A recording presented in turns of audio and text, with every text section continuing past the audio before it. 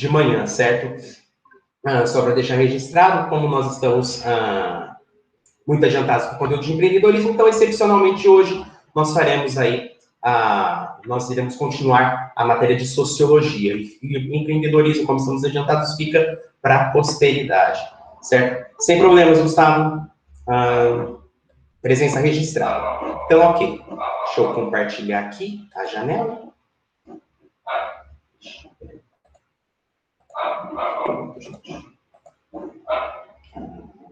Aqui. No começo. Aqui. Chega nessa hora, o computador já pede arrego. Então, aqui. Apresentar a janela. Aqui a apresentação. E lá vai. Então tá. Breve retrospectiva, aula 13 e 14, trabalho e produção. Os objetivos é trazer o conceito de trabalho e aproximar ele da praxis de Marx. E com a breve apresentação da evolução do trabalho ao longo da história humana. Certo? A gente fez aqui, viu o texto, onde fazia uma defesa da criatividade, e o trabalho, com essa imagem que se aproxima muito mais do trabalho, como nós entendemos hoje, certo?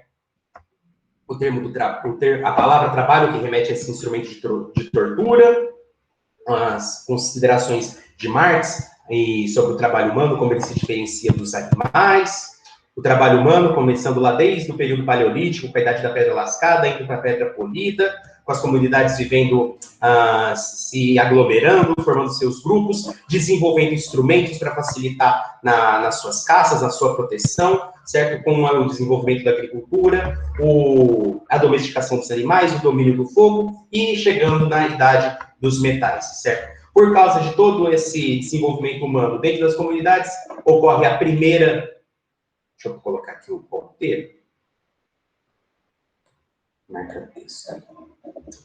Certo? Por causa dessa sedentarização e desse processo de hominização, a gente tem a primeira divisão sexual do trabalho, onde os homens caçavam e as mulheres cuidavam da criança e dos idosos, certo? Com cada um possuindo seus utensílios respectivos para exercer suas atividades.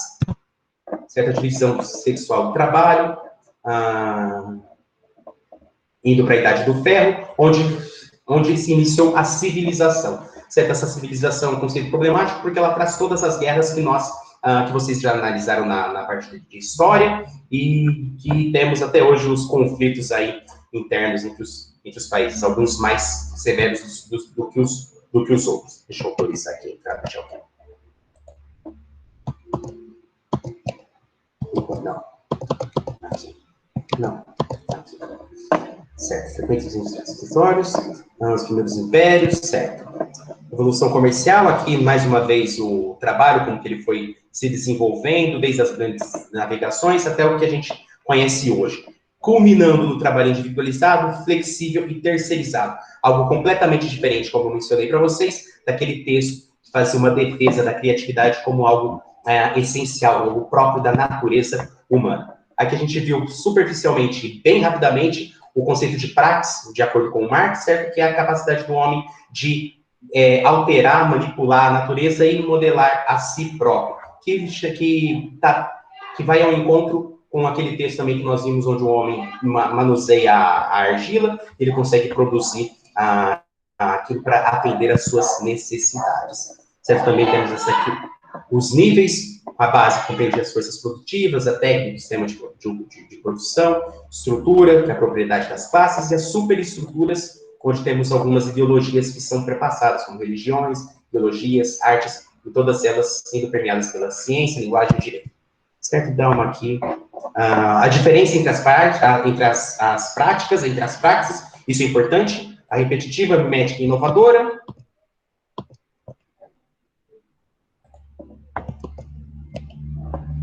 Repetitivo, onde não se produz nada novo. A mimética, que às vezes pode proporcionar algo novo, mas o foco é sempre continuar repetindo os mesmos modelos. E a praxis inovadora, que foi responsável pelas grandes revoluções que nós mencionamos aqui na apresentação do material. Vimos também o conceito de produção e produtividade, onde a produção é os frutos daquilo que é produzido e a produtividade, algo relacionado entre a capacidade de produzir em pouco tempo, para satisfazer a ambição dos patrões. Certo? Certo. Certo, aqui é a consequência dessa crescente tecnologia, que fez o pessoal migrar do campo para a cidade, e o Exército Industrial de Reserva, que foi o nome que Marx deu para os desempregados da sua época, certo? Com o aumento das riquezas, só que a miséria continuando e se triplicando, certo? Com até crianças e mulheres exercendo alguns trabalhos com salários menores do que os homens adultos faziam. Chegamos aqui no Taylorismo e Fordismo, e a partir daqui eu já começo a passar de forma um pouquinho mais detalhada, certo? Isso então foi a nossa retrospectiva termina aqui. Então, com o capitalismo e com toda a consequência de tudo isso que nós vimos, acontece criou-se o sistema de Taylor. O Taylorismo concebeu a ideia de que os operários eles fossem encaixados como engrenagens, certo? Que foi aquilo que eu já mencionei, onde os operários eles são encarados como objetos. Então, já começa desde aqui a objetificação dos operários ou dos trabalhadores. A alienação do trabalhador também foi algo que nós mencionamos na nossa aula anterior, onde a alienação, para pegar a comparação do trabalho que era feito antigamente, na parte primitiva, bem há séculos atrás, onde existia o trabalho transferido dos pais para filhos, onde se aprendia determinadas funções, aqui não tem isso. O trabalhador ele vai ser responsável por determinado segmento, por determinado nível, por uma parte da produção, onde ele não vai ter conhecimento do processo todo para a confecção de algum produto. Eu usei o exemplo do copo, só que o copo ele não é tão complexo assim. A gente pode usar o exemplo do celular, onde cada um vai ser responsável por desenvolver determinada peça desse objeto. Ou o exemplo mais clássico, que é o exemplo do carro, onde tem a linha de montagem, que é exatamente o exemplo que vem sobre o modelo T do Fordismo. Certo? Então, entendeu-se a alienação, onde o produtor ele não tem conhecimento do projeto que ele fabrica, nem do lucro que esse objeto retorna para o seu patrão, dá mais-valia, enfim, são N outros problemas que essa alienação do trabalho, por causa dessa divisão do trabalho, proporcionou na sociedade, com o trabalhador ficando alienado até com os seus parceiros de trabalho, onde eles não se comunicam. E isso traz um benefício para o patrão, porque com essa divisão, onde eles não vão conseguir se reunir, fica difícil deles se articularem para fazer reivindicações, ou seja, isso impede que eles façam greves. Certo? Então, essa é uma das consequências. Que também está ligado com a frase de Ford, onde ele afirmava que ele não pagava os empregados para pensar, mas apenas para produzir. Ou seja, o proprietário, o patrão, ele não está interessado em desenvolver o lado intelectual desses trabalhadores. Porque se ele desenvolver esse lado intelectual, eles vão ter conhecimento dessa alienação ou daquilo que o trabalhador faz com eles. Então, eles não querem os empregados eles querem, eles apenas produzem. E daí vem aquela reflexão que eu coloquei para vocês sobre o nosso modo de vida hoje, do trabalho como nós o conhecemos, principalmente nessa pandemia, onde não está sendo questionado a dignidade ou a condição mental ou psicológica das pessoas. O que se está em jogo é apenas manter a linha de produção. Como eu mencionei, o show deve continuar. A produção é o que movimenta o país. Então, não se pensa, não estão interessados em fazer o povo pensar, ou a dignidade que deve ser oferecida para eles. Então, essa é a reflexão sobre o trabalho e a produção que nós podemos trazer aqui nesse tema dessa aula. Então, no Fordismo, cada operário era apenas uma peça de uma engrenagem maior, certo? Mesma concepção aqui do Taylorismo. Eu preciso da minha autorização para participar.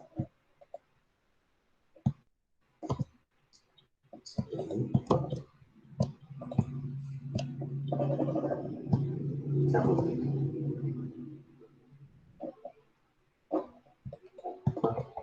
Espera aí, gente. Problemas técnicos. Certo, Lucas? Um minuto. Eu vi que alguém mandou uma pergunta. Bom dia, deixa eu explicar uma coisa.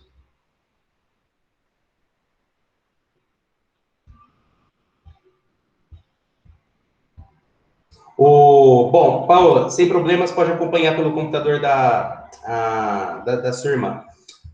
Sobre a pergunta do Gustavo. O termo usado para uma sociedade onde não se pode mudar de classe, tipo no feudalismo. Eu acredito que o mais próximo que eu consigo responder dessa sua pergunta, Gustavo, é a sociedade de castas na Índia, onde você está preso a determinada classe, você tem a ascensão social, você pode crescer economicamente, mas de classe você não muda, certo? Então, acho que a sociedade de castas é o mais próximo aqui da sua pergunta, certo? Acredito que tenha... teoricamente, o capitalismo não seria assim, né?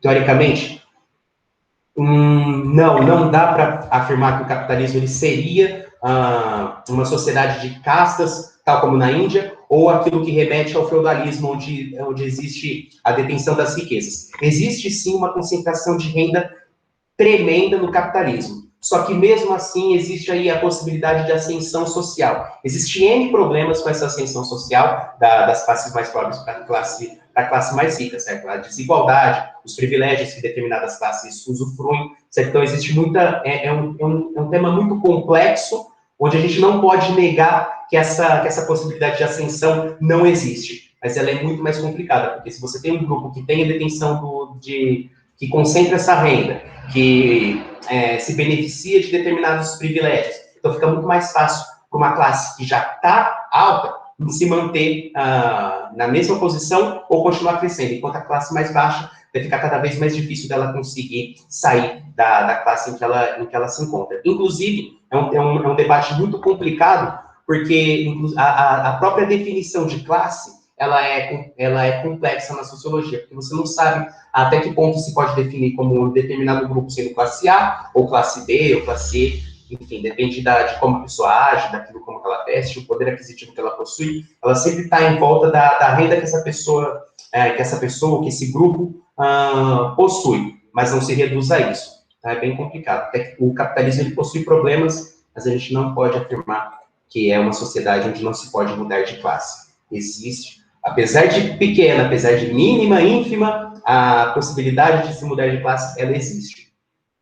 Aí é o problema do marxismo, das ideologias de esquerda, até alguns pensamentos mais liberais, onde eles tentam, neoliberais, onde eles tentam corrigir essa defasagem, essa pobreza, essa desigualdade, para proporcionar essa ascensão, ou tentar eliminar um pouco dessa injustiça, para proporcionar a justiça social, favorecendo também a parte econômica do país. Tinha outra coisa que eu precisava... Bom, e tem um outro problema do capitalismo também, que deixa eu colocar aqui na apresentação, se o patrão ele só está preocupado com a produtividade, então a consequência disso aqui, cadê o slide anterior? Aqui, por causa do exército industrial, ou seja, você tem... esse é o problema do capitalismo hoje. Você tem máquinas fazendo o trabalho de pessoas. Se a gente conseguir projetar a consequência das máquinas ocupando todo o trabalho que seria exercido pelos homens, então qual seria a necessidade das pessoas trabalharem? Quais os trabalhos que sobrariam para as pessoas? Seria possível, então, as máquinas fazerem todo esse trabalho e os homens aproveitarem o ócio? Não é assim que acontece, porque os detentores dos meios de produção, aqueles que possuem não somente o capital financeiro, mas as máquinas para produzir os seus produtos, celulares, carros, enfim, produtos que a grande massa usufrui. Então, você tem máquinas fazendo esse trabalho, só que pessoas que precisam trabalhar para comprar esses produtos ou simplesmente para se alimentarem. As pessoas em estado de desespero, onde não existe direito, elas acabam trabalhando e acabam ficando nessas classes mais baixas, que é exatamente o problema do Marx, certo? Você tem a produção de bens, só que a miséria, ela permanece. Então, esse é o problema do capitalismo. Então, aí sim estaria a sua pergunta, onde as classes elas não poderiam ascender, sabe? Uma classe não poderia ir para outro nível. Mas isso é uma consequência da concentração de renda. Enfim, como eu falei, são temas muito complexos. Mas é lucrativo para o capitalismo manter pessoas em situação degradante para poder pagar salários bem baixos para eles conseguirem sobreviver. É a falta de dignidade, né? Ou não pensar nas consequências do que o capitalismo, o que o capitalismo poderia produzir ou fornecer para as pessoas se ele fosse um pouquinho mais humanizado. Há um problema também com essa terminologia, capitalismo humanizado, seria contraditório porque ele só prioriza o lucro e não a dignidade da vida humana, certo? Não sei se respondi sua pergunta, mas acredito que deu para ter uma noção de como o tema é complicado. Então, continuando aqui. Então, no Fordismo, cada operário, então, aqui a esteira, né, mantinha o poder nas mãos dos administradores e diminuía as possibilidades deles se organizarem e fazerem reivindicações. O Fábio, então, estava na produtividade e conseguia fazer o controle rigoroso das atividades dos trabalhadores. E em 1908, o mundo conheceu o Ford modelo T, que é esse carrinho aqui, certo? Então, as esteiras, elas ficavam na fábrica e cada trabalhador era responsável pela montagem de determinada peça, certo? Você conseguia fazer a divisão e produzir vários, aumentar a produtividade de determinada produção. Ele é o símbolo da modernidade e da pujança do capitalismo no princípio do século XX. Por fim, estamos terminando o trabalho como ação social, que agora é um conceito de Weber. Então, a praxis, como nós vimos em Marx, é um conceito importante. Fato social, algo que nós vimos também no caderno anterior, onde existe um fato social que é determinada comunidade, que é determinados grupos de indivíduo agindo conforme os valores que eles absorveram. Então, esses são os dois conceitos importantes. Praxis em Marx e fato social em Durkheim. O conceito de ação social é fundamental também no pensamento de Max Weber, que é o outro autor. Conceito cuja concepção está fundamentalmente associada ao trabalho. Então, para o Weber, as ações sociais, elas têm um sentido, elas devem ter um sentido, uma finalidade, pois é delas que deriva a noção de relações sociais. A ação social inclui a tolerância ou a omissão. Então, para ficar um pouquinho mais fácil de vocês compreenderem, essa ação social está muito ligada a esse fato social do Durkheim, como nós vimos. Então, se o fato social ele vai absorver determinados valores, a ação social ela também está imersa nesses valores que também são assumidos por grupos de indivíduos. Então, aqui é o trecho que o material traz. Orienta-se pelas ações dos outros, ou seja, eu estou me orientando através da ação dos outros, de acordo com essa expectativa que o outro tem de mim, que podem ser passadas, presentes ou esperadas como futuras. Os outros podem ser individualizados e conhecidos, ou então uma pluralidade de indivíduos indeterminados e completamente desconhecidos. Ou seja, eu às vezes imagino um grupo de indivíduos indeterminados, sem nome, e eu tenho que agir para atender as expectativas desse grupo que eu criei. É o grande outro, como a psicanálise vai chamar. Está aqui entre parênteses. O dinheiro, por exemplo, significa um bem de troca que o agente admite no comércio, porque sua ação está orientada pela expectativa de que os outros, muitos, embora indeterminados e desconhecidos, estão dispostos a aceitá-lo. Por sua vez, uma troca futura. Então, aqui existe aqui a ação social, ou a forma como nós agimos, onde está introduzida determinadas ações ou determinadas expectativas, é o próprio uso do dinheiro, onde eu faço essa troca e eu espero que o outro aceite por causa da convenção que nós aceitamos. Certo? Então, essa ação social. Então, para o Weber ele não considera ação social qualquer contato entre os indivíduos. Então, aqui presta atenção nesses exemplos. Num choque de dois ciclistas, por exemplo, a gente só percebe um fenômeno natural, um acidente, o choque entre os dois. Se, no entanto, ambos desviam ou brigam após esse choque, aí sim nós temos uma ação social, eles estão interagindo entre eles. Então, não é simplesmente o cumprimento ou o toque, é a interação entre os indivíduos. E uma conduta homogênea, então, nós temos a ação social, que vai transmitir determinados valores da interação entre os indivíduos. E uma conduta homogênea, também conceito importante no Weber, de um grupo de pessoas também não define necessariamente uma ação social, ou seja, a ação que determinados grupos ou indivíduos fazem, é a conduta homogênea. Por exemplo, diante da chuva, muitos indivíduos eles abrem os guarda-chuvas, mas isso é uma ação mecânica, certo? Não é uma conduta homogênea, certo? Mas isso não configura necessariamente uma ação social. Então, a ação social, ela está dotada de sentido e ela diz respeito sobre a interação entre essa comunidade. Então, um acidente, um fenômeno natural, ou simplesmente pegar o guarda-chuva, uma conduta homogênea, não define ação social. A ação social, ela carrega determinado valor e uma expectativa que eu estou acreditando que os outros também possuem em relação a mim ou em relação às minhas atitudes.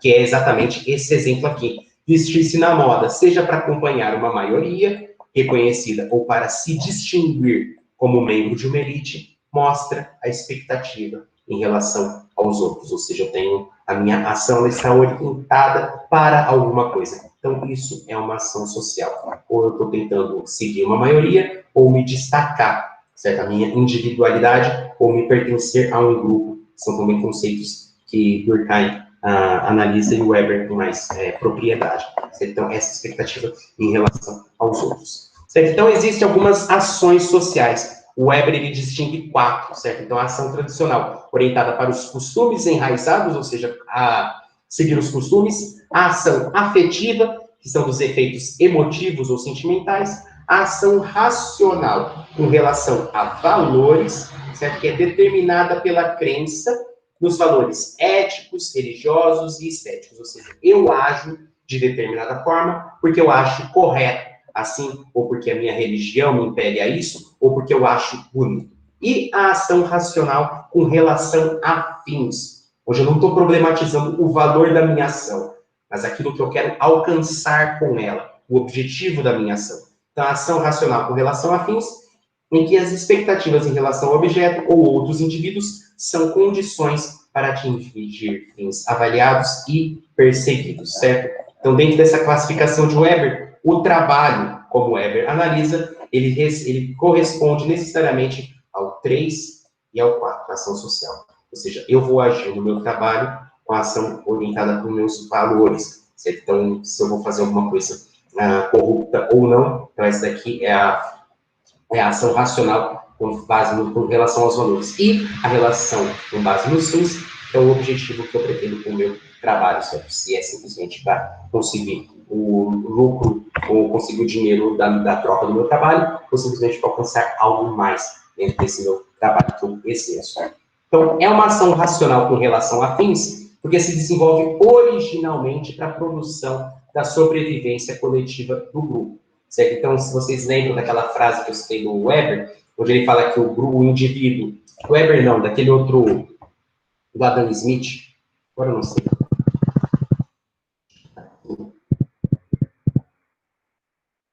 A pessoa está continuamente, o do Adam Smith, onde a pessoa ela vai escolher o seu emprego de forma para satisfazer sua vantagem pessoal, certo? Isso acaba trazendo um benefício para o coletivo, para o grupo, certo? Da mesma forma acontece aqui com essa ação social, com esse trabalho analisado pelo Weber, certo? Então, eu vou desenvolver originalmente para a produção e sobrevivência coletiva do meu grupo, ou seja, existe um altruísmo nessa minha prática, nessa ação social apresentada pelo Weber. É também uma ação racional com relação a valores, porque seguia pela moral vigente na contemporânea, valorizando o indivíduo pela função que desempenha em seu trabalho, certo? Então, quando a gente fala, quando tem aquelas pessoas na internet que falam cidadão não, engenheiro civil formado, então essa aqui é uma ação racional com relação a valores, certo? A gente pode usar isso como um exemplo. Então, a burguesia, ela gerou a cultura do trabalhador honesto, que também é um valor que foi gerado pela essa burguesia, conforme ela foi se desenvolvendo, como modelo de civilização. Também algumas religiões cultuam o trabalho como medida de aceitação de seus membros, ou seja, essas aqui são as ações sociais ou as consequências que o trabalho promoveu dentro dessa sociedade que o absorveu, certo? Essa produção do trabalhador, a burguesia cria esse meio de trabalhador honesto que precisa produzir, ou da cultura das religiões onde o trabalho dignifica o homem, frase de Austin. O trabalho caracteriza como uma ação tradicional, como no caso das antiguidades artesanais, que passam de pais para filhos, certo? Então, na Idade Medieval, você não tinha colégios, faculdades, e você tinha uma determinada função ou serviço que era transmitida de geração para geração. Então, era mais ou menos esse o trabalho. Então, são as formas de trabalho e a modo como a sociedade se organiza ou se relaciona com eles. Certo? Aqui, exemplo das pequenas comunidades rurais. Certo? Bom, deixa eu voltar aqui para a telinha. Bom, com isso eu finalizo aí o conteúdo que eu pretendia apresentar para vocês. Teria aqui uma última observação que o material traz, e fica aí uma dica de filme, que é o filme Ensaio sobre a Cegueira. É um filme bem pesado, certo? Ele mostra, o Saramago, ele escreve de forma maravilhosa, belíssimo. Recomendo o Ensaio sobre a Cegueira, Intermitências da Morte.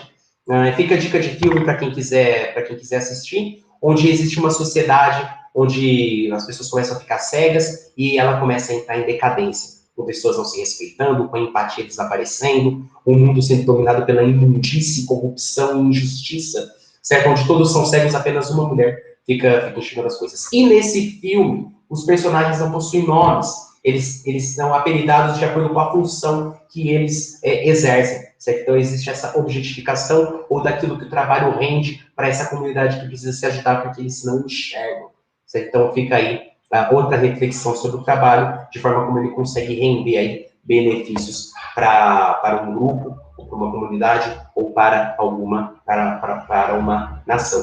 Certo? Nesse caso, a gente poderia citar tanto os serviços mais básicos, como os coletores de lixo, o pessoal do saneamento básico, os professores, as pessoas que precisam manter a ordem e a lei no país. Enfim, existem diferentes tipos de trabalho, onde cada um deles também absorve a personalidade daquilo que ele está exercendo. Existe o operário que faz o serviço repetitivo, acaba não refletindo sobre aquilo que ele está produzindo, mas existem também os ossos das outras profissões que não pensam para fora, simplesmente ficam um trabalho instrumental, sem pensar no que ele pode render de benéfico para a sociedade. Certo? Galera, alguma dúvida, alguma sugestão? Agora eu passo a palavra para vocês, certo? Gustavo, não sei se eu respondi aquela sua pergunta. Acredito que tenha ficado bem próximo aí do tema que você me indagou.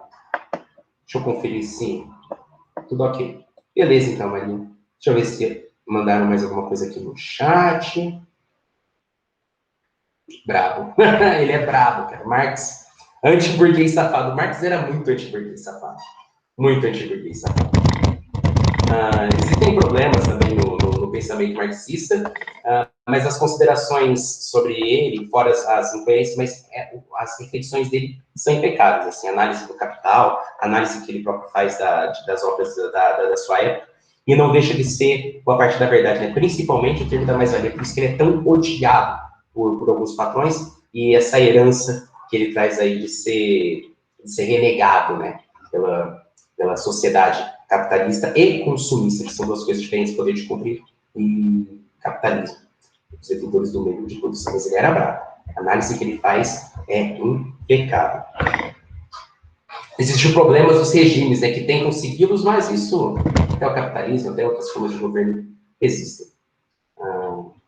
Mas é isso. Pessoal, eu agradeço a presença e a participação de vocês nessa aula. Aguardem a liberação dos exercícios no plural e até semana que vem, certo? Tchau, tchau. Eu que agradeço, gente. Até mais.